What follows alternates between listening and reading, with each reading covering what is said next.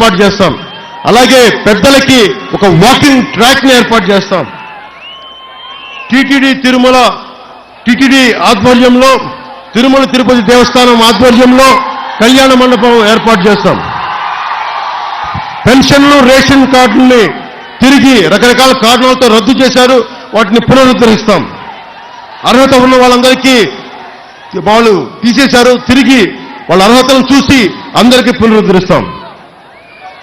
చిన్న సన్నకారు రైతులకు చెందిన చెర్లోపల్లి ఖండంలోని 2 లేఅవుట్లు పూర్తి చేసి రైతులకు ఇవ్వాల్సిన ప్లాట్లు అప్పగిస్తాం. ప్రభుత్వ కార్యాలయాలను ఏర్పాటు చేస్తాం. ఈ రోజున అద్దెళ్లలో కాదు, జీవీఎంసీ, ఆర్ఎండ్బి, కోర్ట్, సబ్ రిజిస్ట్రార్, వ్యవసాయ శాఖ, జలవనరుల శాఖ వంటి అన్నిటికీ కూడా ప్రభుత్వ శాఖలకి సొంత కార్యాలయాలు కూటమి ప్రభుత్వం రాగానే ఏర్పాటు చేస్తాం.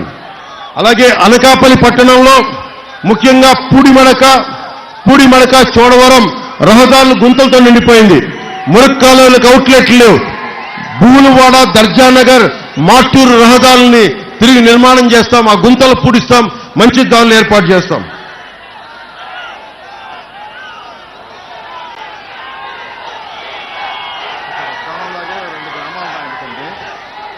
కిడ్నీ వ్యాధులతో ఇబ్బంది పడుతున్నారు. ఈ రోజున ప్రభుత్వం అడ్డదిడ్డంగా క్వారీలకి, మైనింగ్లకి పర్మిషన్ ఇచ్చింది. విపరీత కాలుష్యం వల్ల ఎక్కడో ఉద్యానంలో ఉండాల్సిన అక్కడ కిడ్నీ వ్యాధులు ఈ రోజున మన ఊళ్ళలో కూడా పడతా ఉన్నారు.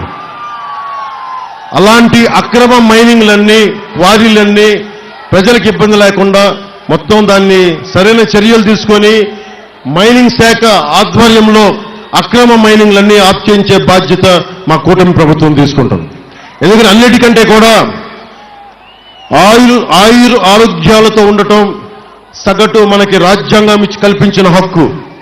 తాగే నీరు, శుభ్రమైన నీళ్లు, స్వచ్ఛమైన గాలి మన హక్కు. ఇది మన హక్కుని కాలు రాసేది ఎవరైనా సరే వాళ్ళని తొక్కి తుంగలో దొక్కేద్దాం.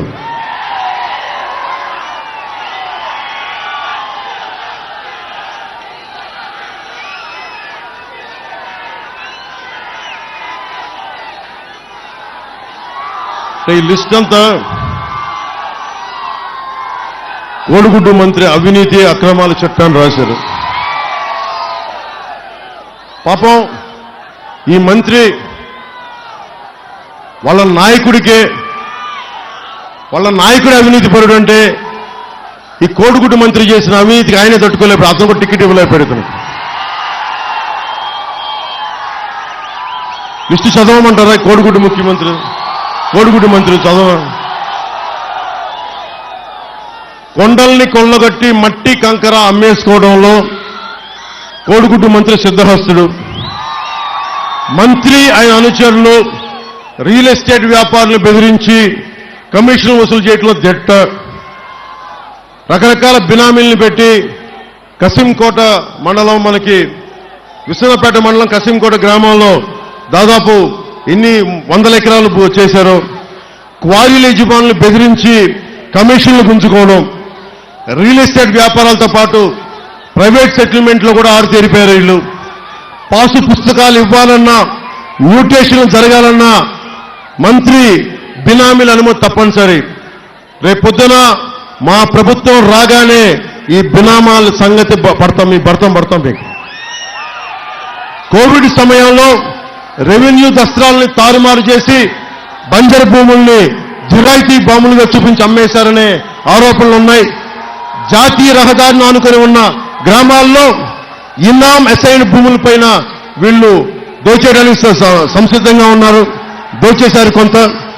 ముఖ్యంగా జగనన్న కాలనీల కోసం 400 కోట్ల రూపాయల భూముల్ని, మనకి ప్రభుత్వ ధనాన్ని దోచేశారు వీళ్ళు. పిసినికాడలోని 80 ఎకరాల దళితుల భూమిని, ఒకవైపేమో విజయవాడలో 100 అడుగుల పైన అంబేద్కర్ విగ్రహం అని చెప్తారు, ఇక్కడ డాక్టర్ సుధాకర్ని పాపం చంపించేశారు, పిచ్చోడిని చేశారు. ఇంకోవైపేమో పిసినికాడలో 80 ఎకరాల దళితులు ఎస్ఐన్ భూముల్ని ఎకరానికి 60 లక్షలు విలువ చేసే భూమిని మనకి 13 లక్షల చొప్పున బలవంతంగా లాగేసుకున్నారు.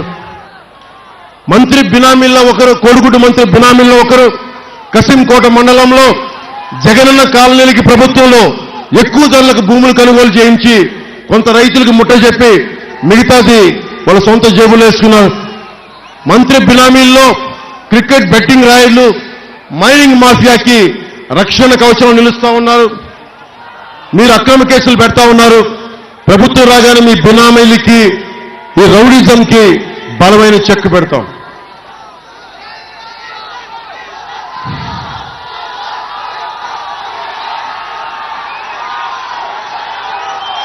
ఇంకా చాలా ఉన్నాయి.